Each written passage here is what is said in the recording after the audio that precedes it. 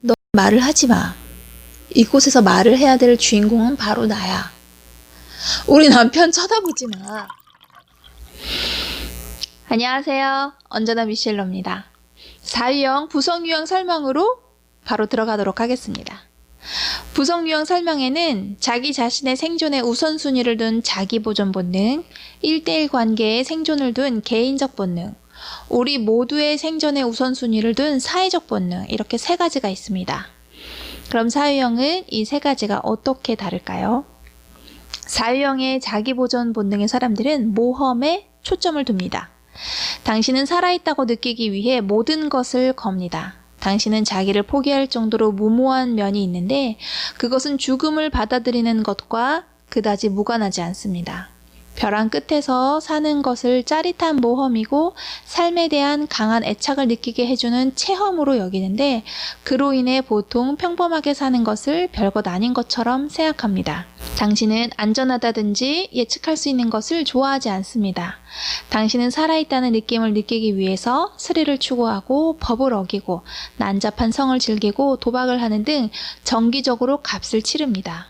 조심스럽게 행동하는 것을 벗어 던짐으로써 당신은 자신의 내적인 고통을 의미 있는 에너지로 변화시키는 것에 성공하는데 그것은 당신을 일상적인 것에서 끌어올립니다. 그 모험이 보상을 주면 당신은 딴 것을 잃으면서도 도박을 함으로써 그 주기는 계속됩니다. 당신은 나를 울타리 안에 가두지 마시오라는 말이 자기 자신을 두고 한 말이라고 여깁니다. 4유형의 자기보존의 사람들은 까다롭고 변덕스럽습니다. 자기보존이라 하면 나의 안전을 확보하는 것에 내 생존이 달린 것인데 내가 안전하려면 먹고 사는 것이 중요하잖아요. 하지만 가슴 중심이고 4유형이기 때문에 내가 사랑받는 것, 내가 남들과 달리 특별함을 내보여서 사랑받는 것이 내가 안전하다고 여기기 때문에 모험을 하면서 내 인생에 도박을 던지면서 특별함을 나타내어서 사람들이 나를 주목하고 사랑을 주면 내가 안전하다고 생각합니다. 하지만 또 내가 너무 안전하면, 내가 너무 평범해지면 사랑 못 받는 거잖아요.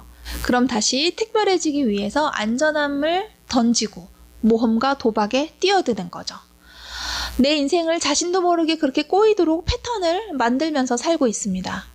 모험과 도박이라는 단어가 너무 극단적으로 들리실 수도 있는데 일상적으로 해석하자면 이렇습니다.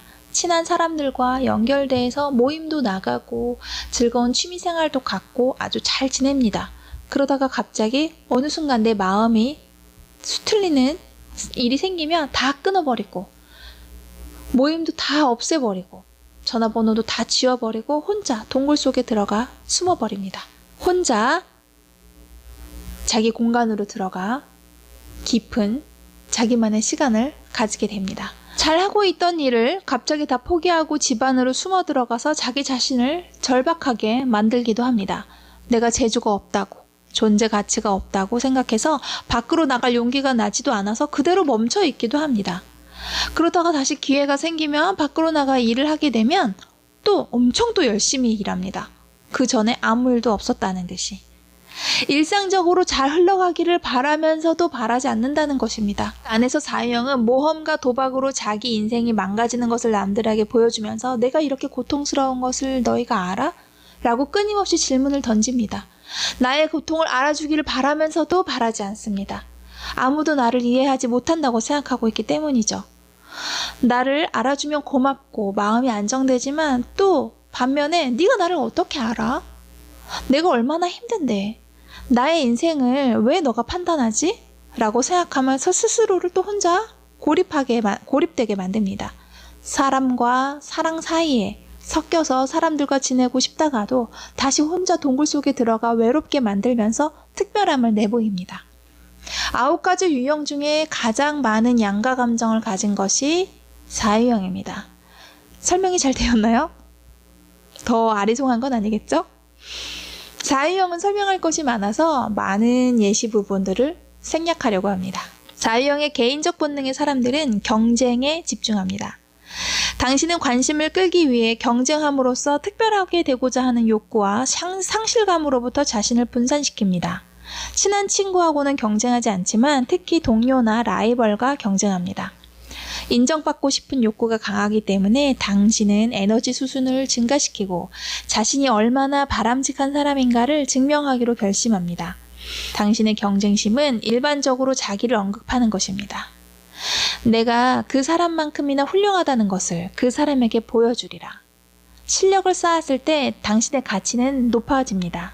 그런데 실패했을 때는 자존심이 산산조각나서 경쟁심에서 라이벌 의식으로 변합니다.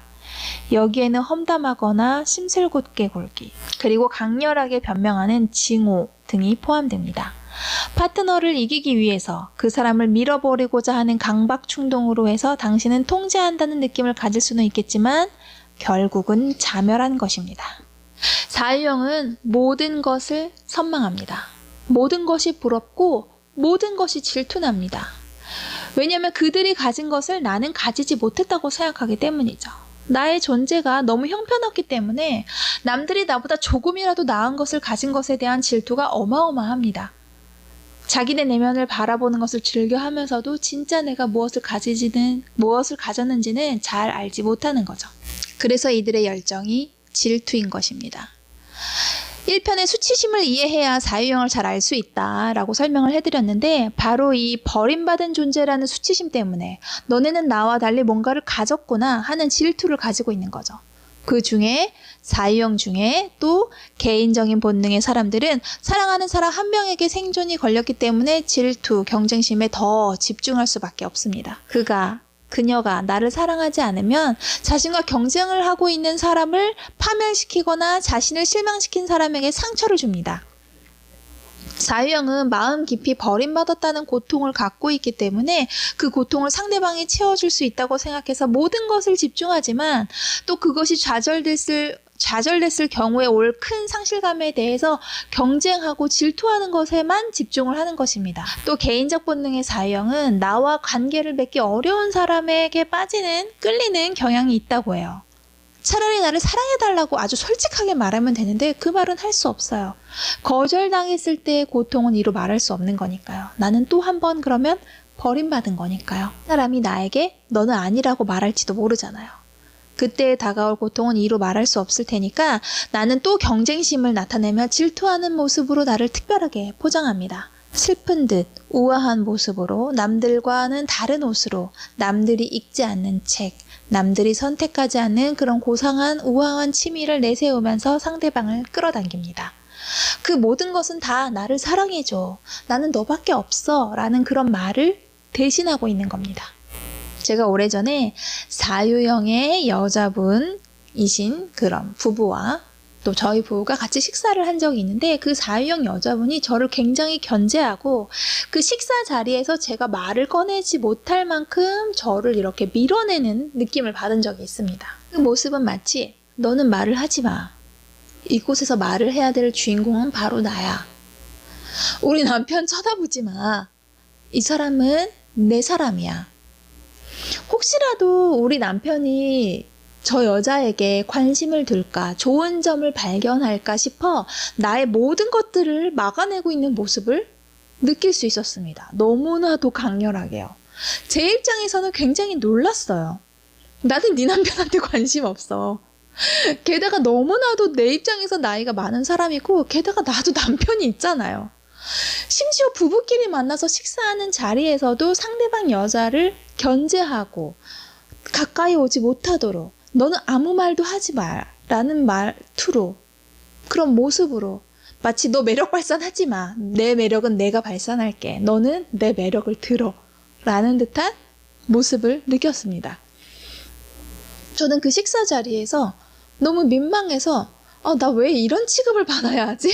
라는 생각을 했는데 그냥 그러려니, 나이 많으신 분이니까 그냥 그러려니 하고 넘겼어요. 근데 바로 사유형의 개인적 본능의 사람이니까 그것이 가능한 것이라고 생각합니다. 절대로 이어지지 않을 사람이라는 것을 이성적으로는 알고 있지만 생존의 본능이 이성을 가로막고 있는 거죠. 나는 지금 내 매력을 발산해야 돼. 나는 내 남편을 지켜야 돼. 왜냐하면 나의 생존이 나의 남편, 나의 사랑하는 사람에게 달려 있으니까요. 이렇듯 생존은 우리의 이성을 마비시킵니다. 사회적 본능의 사람들은 수치에 집중합니다. 당신은 자신이 선하다고 혹은 다른 사람들처럼 재능을 보여줬다고 느낄 때가 결코 없기 때문에 항상 수치심을 느낍니다.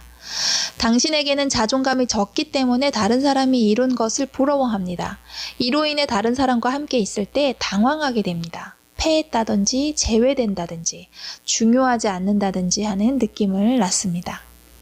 다른 사람들이 당신에게 결점이 있다는 것을 알고 거부할 때 당신은 그늘로 숨어듭니다.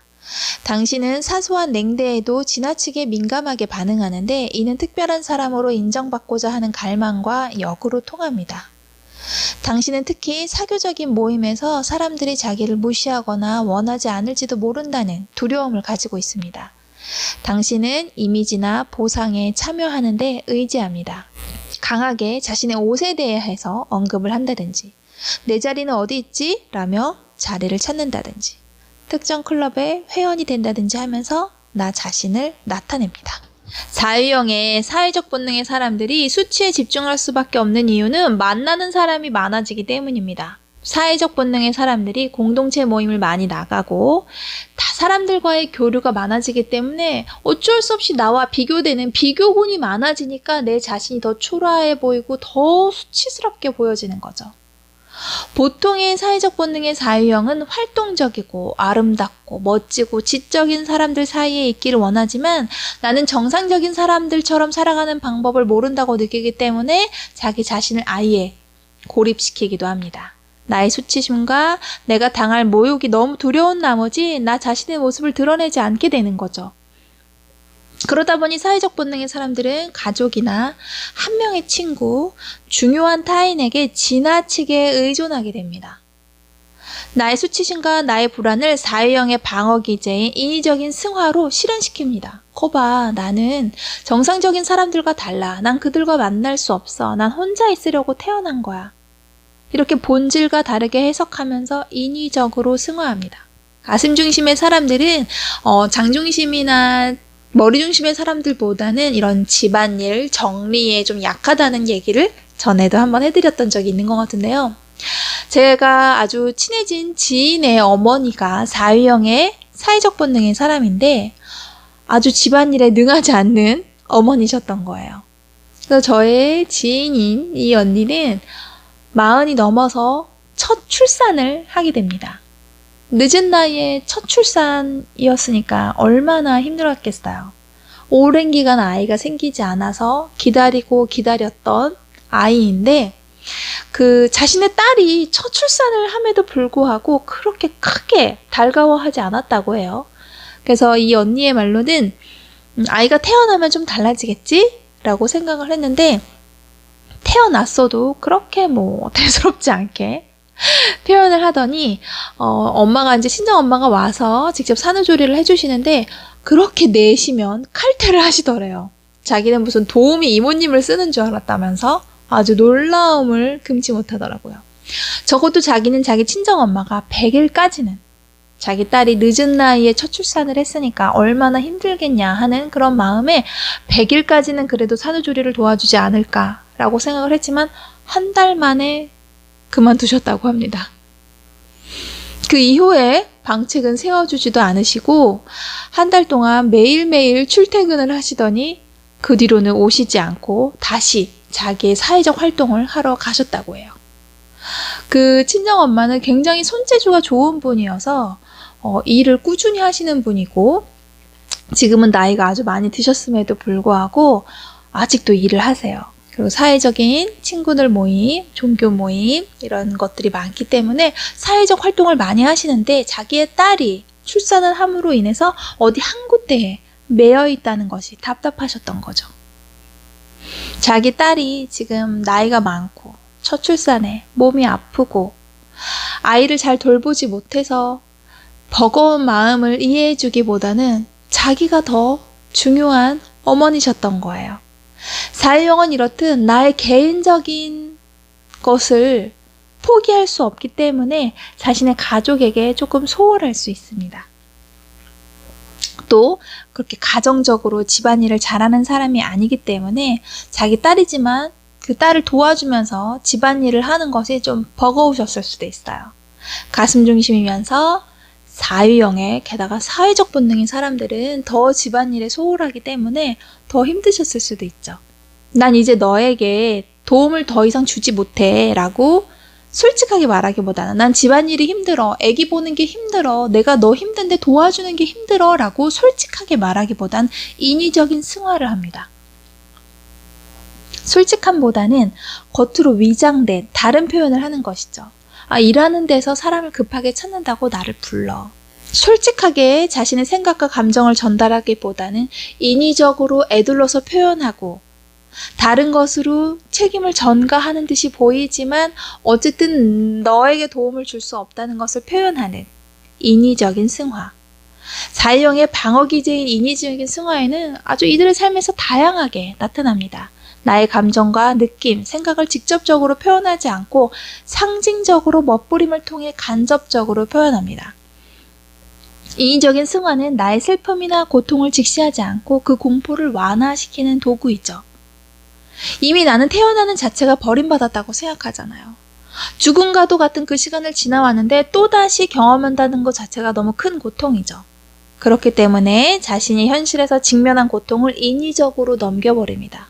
드라마틱한 연출을 창출하며 예술적인 표현을 한다던가 말도 안 되는 설정으로 해석해서 거짓말을 해버리기도 하죠. 하지만 그것이 거짓이라던가 인위적이라고 생각을 안 해요. 왜냐하면 본인은 연극적으로 꾸며진 세계 안에 있을 때 더 편안함을 느끼고 그것이 진짜라고 믿고 있으니까요. 사유형은 자신의 솔직한 감정, 생각을 얘기하기보다는 마치 연극처럼 이런 상황이 운명인 것처럼 어쩔 수 없는 시련의 고통처럼 여겨버린다는 거죠. 나는 이런 버려진 존재인가 봐. 이렇게 연극의 한 장면처럼 나의 현실을, 나의 인생을 직접적으로 바라보지 못하고 묻어버려 겉으로는 또다시 우아하게, 특별하게 승화시켜버립니다. 에고는 우리에게 기본적인 욕망을 계속 추구하고 성격 유형을 계속 강화시켜 나가도록 우리를 부추기고 있습니다. 그럴 때만이 내가 사랑과 인정을 받으며 자유롭고 주체적으로 존재할 수 있다고 속삭이고 있어요. 사유형은 모든 감정의 문제를 완전히 해결하고 진정으로 스스로가 중요한 사람이라고 여겨질 때 내가 원할 때마다 모든 사람에게 내 감정을 자유롭게 표현할 때만이 나는 사랑받을 존재라고 속삭입니다. 하지만 이것은 하나의 속임수입니다. 이들이 원하는 상태는 결코 오지 않아요. 애초에 에고는 참나로부터 분리된 결과, 그 대체물로 생겨난 것입니다. 그것은 결핍의 소산일 뿐 사실 아무것도 아닌 존재, 그게 바로 거짓자아예요. 성격의 도축을 이루는 기본적인 두려움과 기본적인 욕망은 결핍감의 도축면에 불과합니다. 참 자유는 절대로 에고가 줄 수 있는 것이 아닙니다. 그렇기 때문에 우리는 나의 깊은 진실되고 감정적인 일을 해결해야만 나는 사랑받는 존재야 라는 생각에서 그렇게 할 수 없더라도 나는 이미 있는 그대로 사랑받는 존재이다 라는 생각으로 의식의 전환이 필요합니다. 우리가 의식의 전환을 하고 싶다고 하루아침에 그게 뚝딱 이루어지는 것은 아닙니다. 지금부터 설명할 두 가지를 꾸준히 쭉 하셔야 합니다. 그것은 바로 일깨우는 신호에 멈출 것, 의식 성찰할 것, 바로 이 두 가지입니다. 사유형의 일깨우는 신호는 상상을 통해서 자신의 느낌을 강화하고 그 느낌을 붙든다입니다. 감정이라는 것은 언제든지 변화하고 지금의 감정이 진짜가 아님에도 불구하고 사유형은 언제나 자신의 감정을 충실하고 그것만이 진실이면 내가 살아갈 곳이라고 스스로에게 되뇌입니다. 그러다 보니 까다롭게 굴며 주위 사람들을 살얼음 위를 걷게 만듭니다. 내 감정에 빠져 헤어나오지 못하면 나 자신을 고통스럽게 만들고 타인을 괴롭게 만들려고 발동이 다시 한번 걸리는 순간 멈춰봅니다. 그리고 의식선찰합니다. 내가 너무 불쌍하고 우울해서 절망에 빠져 있었나? 그 기분 때문에 남들에게 막대했나? 남들과 비교해서 그들을 부러워하진 않았나? 자기 자신을 있는 그대로 바라봅니다. 우리가 할 수 있는 것은 자신을 있는 그대로 인식하고 받아들이는 의식성찰뿐입니다. 그 이후는 참 나가 이끌 것입니다. 의식성찰의 방법에 대해서는 9가지 유형인 설명을 모두 다 마친 뒤에 추가로 강의 내용을 올릴 예정에 있습니다.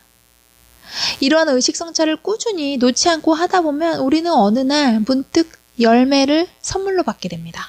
사유형의 열매는 평정, 침착함입니다.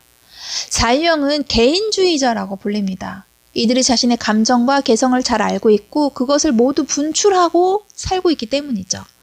나 자신의 감정을 주체하지 못하고 다스리기 힘듭니다. 그것이 때때로는 나를 불편하게 하고 일상적인 생활을 망가뜨리며 가족과 타인에게 감정을 쏟아버리기 일쑤입니다. 그러한 나를 객관적으로 잘 바라보며 다독이다 보면 우리는 열매를 선물로 받을 것입니다. 열매는 내가 스스로 노력한다고 되는 것이 아닙니다. 그저 크리스마스 선물처럼 어느 날 내게 문득 다가오는 것이죠. 자유형은 누구보다 인간의 섬세한 감정을 잘 이해하고 자신의 고통을 깊이 통감하는 유형입니다. 그러한 자유형이 평정, 침착함까지 갖게 된다면 현실을 잘 바라보고 살아갈 힘을 얻게 되고 타인의 감정에도 공감하며 나 자신의 감정도 잘 다스릴 수 있는 진짜 특별하고 멋진 사람이 되어 있을 것입니다. 그런 당신과 당신이 앞으로 살아갈 삶을 응원합니다. 모두 메리 크리스마스, 해피 뉴 이어, 새해에 뵐게요.